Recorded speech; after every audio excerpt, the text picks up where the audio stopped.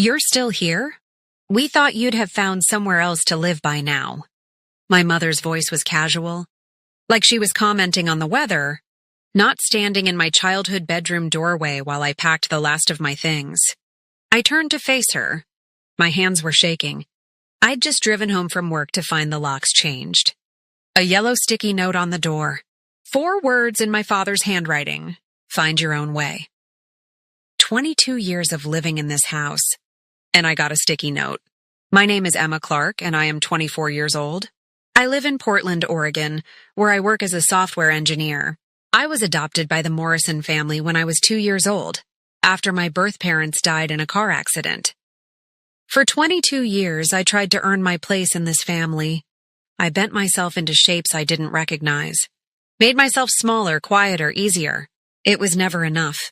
And that day, standing in my bedroom with a garbage bag full of clothes, I finally understood it never would be. My sister Melissa was everything they wanted. 3 years older than me. Blonde where I was brunette. Outgoing where I was quiet. Their biological daughter where I was the adopted one. The differences started early. When I was 10, I saved up my allowance for 6 months to buy myself a bicycle. $65 from birthday money, chores, and odd jobs around the neighborhood. I was so proud. The bike was blue with white streamers. I rode it to school every day. Melissa mentioned she wanted a car for her 16th birthday. My parents bought her a Honda Civic, brand new, $22,000. When I turned 16, my mother handed me the keys to the blue bicycle and said, "You already have transportation." I went to State University on a partial scholarship. I worked 25 hours a week at a campus bookstore to cover what the scholarship didn't. Lived in the cheapest dorm. To ramen most nights. Melissa went to a private college in California. Full tuition paid. Monthly allowance of $1,000. Spring break trips to Mexico. When I graduated with honors, my parents came to the ceremony. They left right after. Had to get home for Melissa's dinner party. She was visiting for the weekend. My diploma sat in a drawer for 3 years before I framed it myself. The worst part wasn't the material things. It was the constant erasure. At family gatherings, my aunt would ask about Melissa's job, Melissa's boyfriend, Melissa's apartment. Then she'd look at me and say, "And how are you, sweetie?" In that tone people use with children. I'd mention my promotion, my new project at work, the app I'd helped develop that had 50,000 downloads.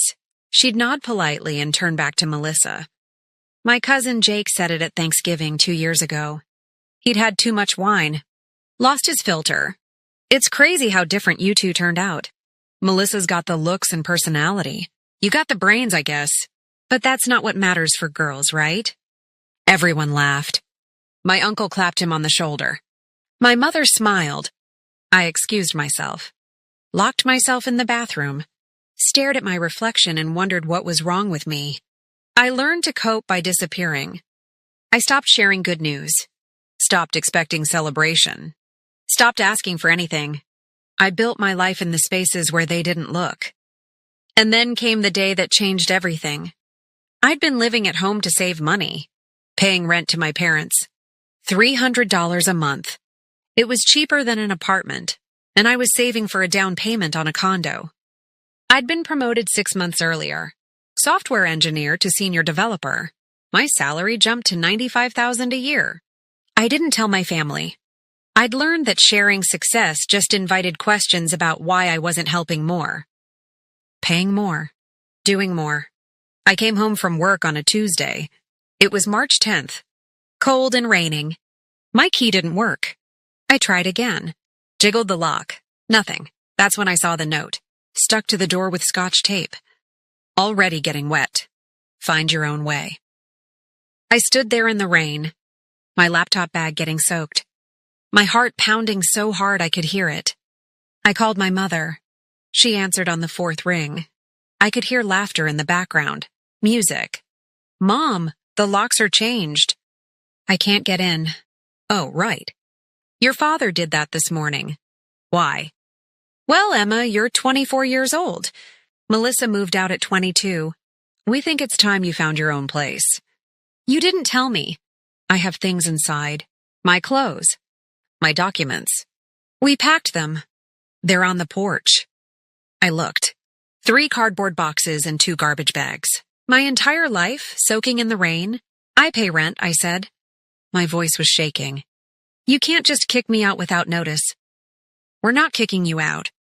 We're encouraging independence. This is good for you. In the background, Melissa's voice. Is that Emma? Tell her I said good luck. More laughter. I have to go, honey. We're celebrating. Melissa got engaged. She hung up. I stood there holding my phone. Rain dripping down my face. My boxes disintegrating. Something inside me went cold. Then hard. Then absolutely certain. I was done. What my family didn't know was that I'd been apartment hunting for 3 weeks. I'd already put down a deposit on a 1-bedroom loft downtown. Hardwood floors. Exposed brick. Walking distance to work. I'd been planning to move out in 2 weeks. On my own terms. With a proper goodbye. They'd stolen even that from me. What they also didn't know was that my promotion came with stock options. $50,000 worth vesting over 4 years. I had $73,000 in savings. More than enough for furniture, moving costs, and an emergency fund. I'd stopped telling them about money years ago. After my father asked to borrow $5,000 for Melissa's wedding, said he'd pay me back in 3 months. That was 2 years ago. I never saw a penny. So I'd built my financial life quietly, invested carefully, saved aggressively. I loaded my soaking boxes into my car, made 3 trips. Everything I owned fit in a Honda Accord. I drove to my new apartment. The keys were waiting with the building manager. I hauled my boxes upstairs, stood in the empty living room, looked out at the city lights. For the first time in 22 years, I felt like I could breathe. I didn't call them. Didn't text. Didn't explain where I was. Let them wonder. By morning, I had 37 texts, 12 missed calls, 4 voicemails. Melissa, where did you go? Mom, call me back. We need to know you're safe. Dad, this is ridiculous. Call your mother. Melissa, Mom's freaking out. Just let her know you're okay. I read every message. Noted what was missing. No apology. No acknowledgement. No question about whether what they'd done was wrong. Just annoyance that I wasn't playing along. Then the guilt tripping started. Mom, I didn't sleep all night. I was so worried. How could you do this to me? Dad, after everything we've done for you, this is the thanks we get? Melissa, you're being really selfish right now. This is supposed to be my week. By evening, the tone shifted. Melissa, okay, we get it. You're mad, but you're taking this way too far. It was just a joke. We were going to let you back in tomorrow. Mom, family teases each other. That's normal. Why are you being so sensitive? Dad, call me immediately. We need to discuss your behavior. I turned off my phone. The person who broke the silence was my boss. Patricia Chen was 53, Senior VP of Engineering. She'd been with the company for 20 years, built the entire department from scratch. She called me into her office Friday morning. I heard you moved, she said. I froze. How did you know? I got a very interesting call from your mother yesterday. She said you were having a mental health crisis. Asked if I knew where you were. My face went hot. I'm not having a crisis. I'm fine. Patricia leaned back in her chair. Studied me. I told her I couldn't discuss employee matters. Then I looked at your record. 4 years here. Never missed a deadline. Never complained. Always volunteering for the hard projects. She paused. Your performance review last month was exceptional. Top 5% of the entire engineering team. So I'm going to ask you once and I want an honest answer. Are you okay? Something about her directness broke through my walls. I told her everything. The changed locks. The note. 22 years of being second choice. Patricia listened without interrupting. When I finished, she said, That's not a family. That's systematic exclusion. The validation hit me like a wave. I want to offer you something, she continued. We're opening a new office in Seattle. We need someone to lead the engineering team. 15 people. Full benefits. Salary of $130,000. I stared at her. Are you serious? You're one of the best developers I've ever worked with. You're wasted in a junior role. I should have promoted you months ago. Why now? Because I just watched you escape a toxic situation. I want to make sure you land somewhere solid. I accepted on the spot. The press release went out Monday morning. My LinkedIn post got 412 likes, 97 comments. Former colleagues congratulated me. Recruiters reached out. Industry leaders I'd never met sent messages. My mother was connected to me on LinkedIn. I knew she saw it. She didn't say a word. Not a text. Not a call. Not even a like. The silence was its own message. 2 weeks later, Melissa called. I'd unblocked my number. Figured enough time had passed. I drove by the Palmer Apartments yesterday, she said. No greeting. Are you living there? Yes. Those are expensive. Like $2,000 a month. How are you affording that? I have a job. I know, but you're just a software whatever. Those places are for real professionals. I could have let it go. Should have, probably. But I was done being small. I'm a lead engineer now, making $130,000 a year. I qualified for this apartment easily. Silence. Then, you're making how much? $130,000. That's more than Derek makes. Derek was her fiancé. An accountant. Okay. Why didn't you tell us? You never asked. She hung up. 20 minutes later, my mother called. Melissa said you got a promotion. Why didn't you mention it? I did. At Christmas. You changed the subject. I don't remember that. I know. A pause. Then her voice shifted, warmer, interested. Well, congratulations, honey. That's wonderful. We should celebrate. Maybe dinner this weekend? No, thank you. What do you mean, no? I'm not interested in family dinners. Emma, you can't hold a grudge forever. We're family. Family doesn't change the locks without warning. We explained that. We were teaching you independence.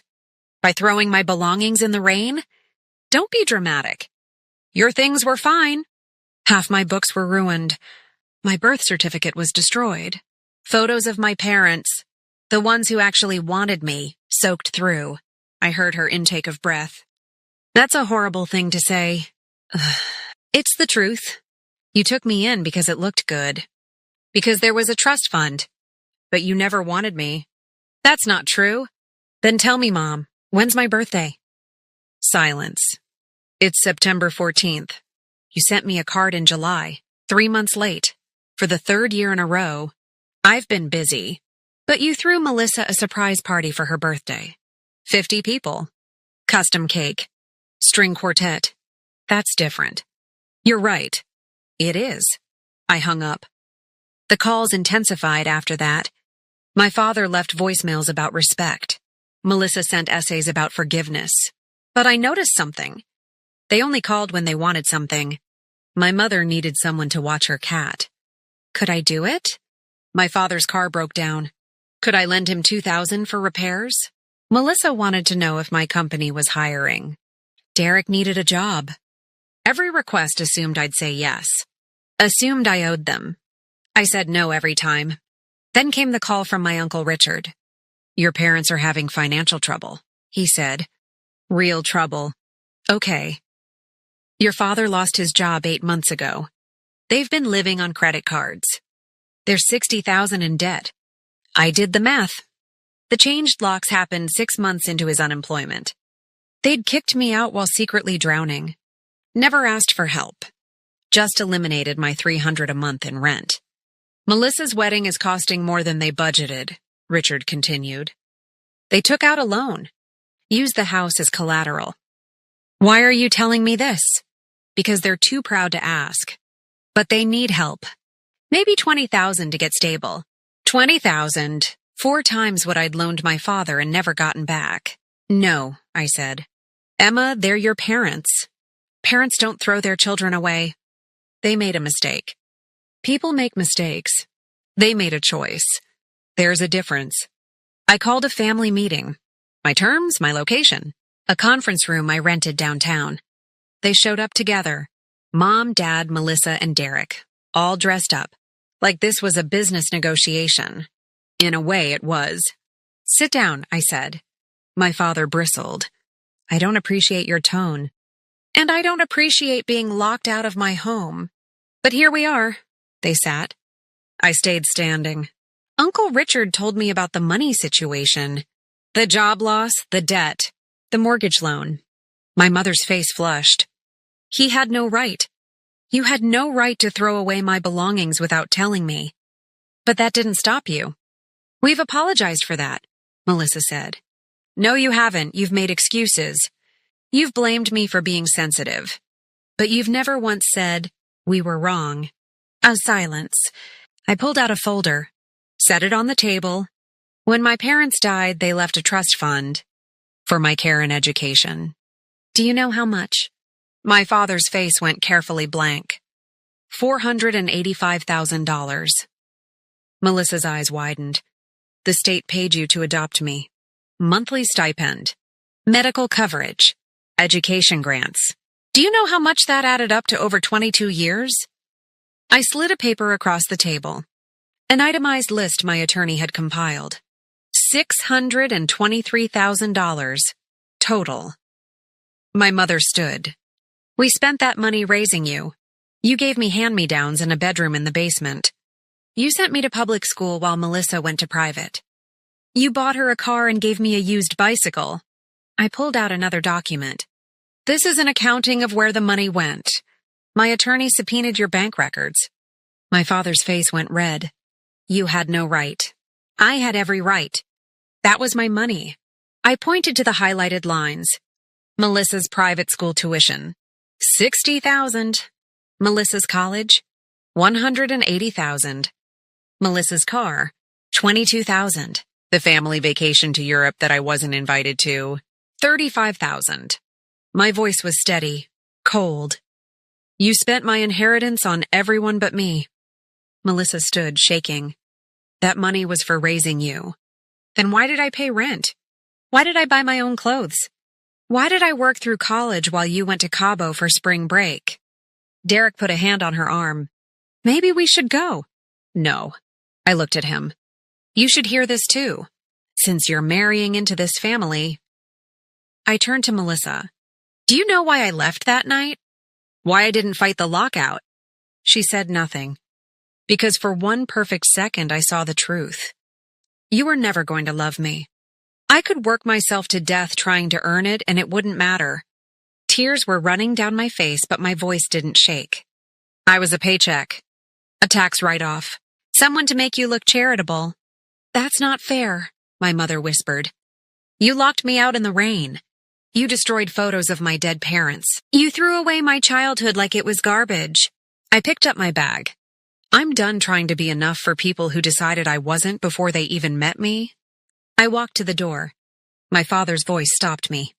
If you walk out now, you're not welcome back, ever. I turned. Good. Save me the trouble of filing a restraining order. I left. Behind me, Melissa started crying. My mother called my name. I didn't look back. The fallout was immediate. Melissa's wedding imploded 2 months later. Derek called it off. He told his friends he couldn't marry into a family that treated people like investments. Word spread. Melissa blamed me, sent me a 1,500-word email about how I'd ruined her life. I blocked her. My parents lost the house 6 months later. Couldn't make the loan payments once the wedding was called off. They'd been counting on financial gifts from guests to cover debt. They moved to a small apartment across town. My father took a job at a call center. My mother went back to teaching. The country club membership ended. The luxury cars got traded for used Hondas. I heard about it through Uncle Richard. He kept me updated, even though I never asked. They're telling people you abandoned them, he said. That you turned your back on family. Let them. Doesn't it bother you? No, the people who matter know the truth. And they did.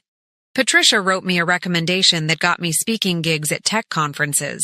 I talked about overcoming adversity. Building resilience.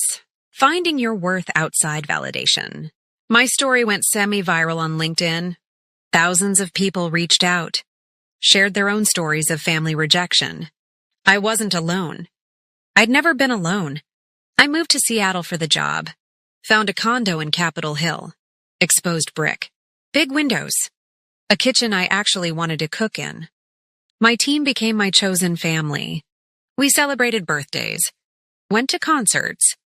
Took weekend trips to the islands. My neighbor, Mrs. Kowalski, brought me soup when I had the flu. Watched my plants when I traveled. Asked about my day. She was 76 and had more maternal instinct in her pinky than my mother had in her entire body. I started dating. Met James at a coffee shop. He was a teacher. Kind. Patient. When I told him about my family, he didn't minimize it. He said, "I'm sorry you went through that. You deserved better." That simple validation meant everything. I also started therapy. Worked through decades of feeling not good enough.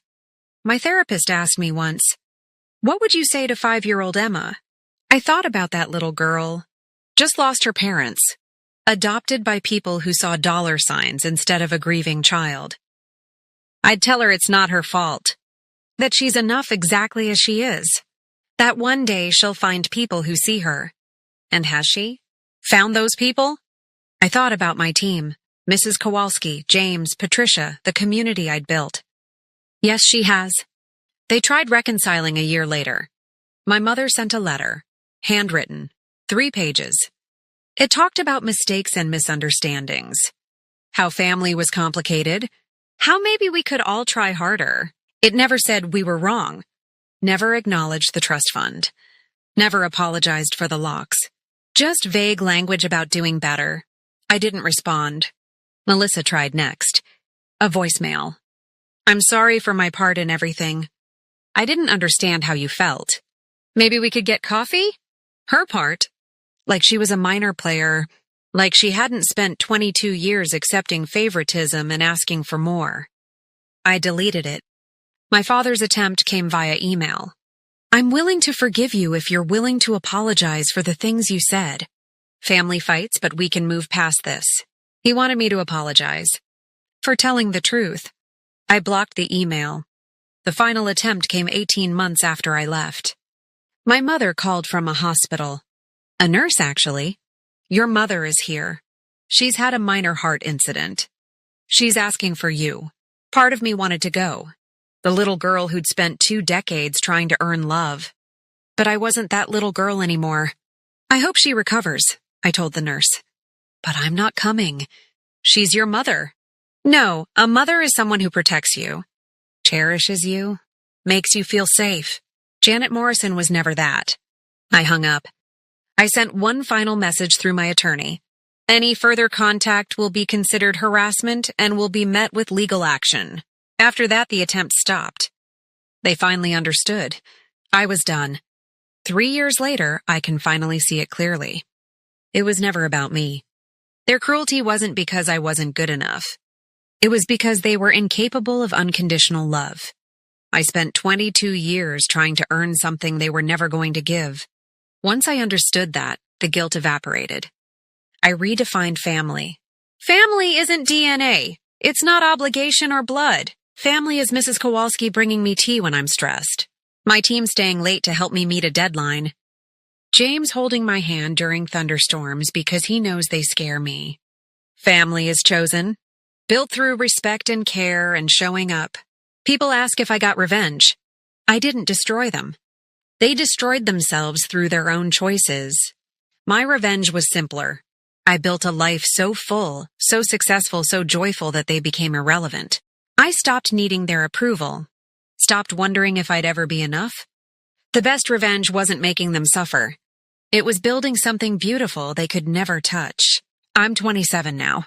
I wake up in a home I own, go to a job where I'm valued, spend time with people who actually like me. I look in the mirror and see someone strong. Someone who survived. Someone who chose herself when no one else would. That scared little girl is still inside me, the one who came home to changed locks and a sticky note. But she's not afraid anymore. She found her own way, and it was better than anything they ever would have given her. Thank you for listening to this story on Revenge Posts Within. If this resonated with you, if you've ever had to choose yourself over people who refuse to see your worth, You know how much courage that takes. Hit the like button, share this with someone who needs to hear they're not alone, and subscribe to Revenge Posts Within for more stories about finding your voice, setting boundaries, and discovering that walking away is sometimes the bravest choice.